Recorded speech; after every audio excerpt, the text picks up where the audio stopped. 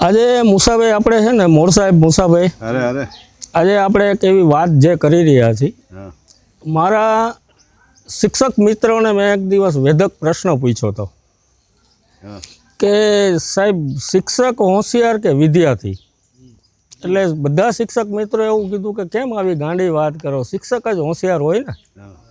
એટલે મેં કીધું ભાઈ હું શિક્ષક છે અને હું પ્રણામ કરું છું શિક્ષક હોશિયાર જ હોય હું એને કબૂલું છું એ વાતને સ્વીકારું છું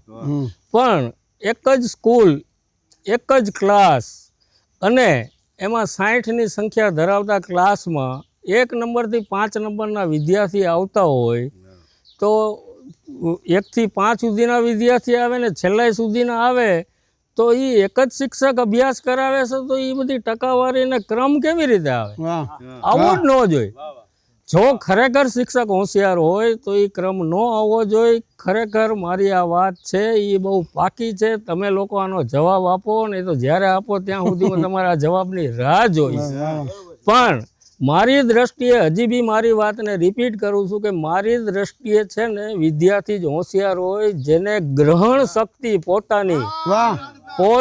ગ્રહણ શક્તિથી છે ને વિદ્યાર્થી હોશિયાર હોય શિક્ષક ગુરુ છે ગુરુ દર્શન છે બધું બરાબર છે આપણે સ્કૂલે જવું પડે અભ્યાસ સ્કૂલે થાય બધી વાત બરાબર છે પણ વિદ્યાર્થી જ હોશિયાર છે ગ્રહણ શક્તિ મહત્વની છે આ વાત મેં હજી સુધી આજે મારી 57 વર્ષની ઉંમરે મારા મિત્રો કે કોઈ શિક્ષકો મને હજી આનો કોઈ જવાબ નથી આપી એનું દુઃખ છે તમે બધા કદાચ આ વાત વેધક વાતના ઓલા ઉપર તમારા ઓલામાં શું આવશે એની મને ખબર નથી પણ આ અમારી ચેનલને તમે સબસ્ક્રાઈબ કરશો અને તમે જોજો નવી નવી આવા જ પ્રકારની બધી વાતો વેધક વાતો આવ્યા કરશે અમારી ચેનલને વારંવાર કહું છું કે સબસ્ક્રાઈબ કરશો વેધક ને વેધક જ વાતો આવશે જય માતાજી।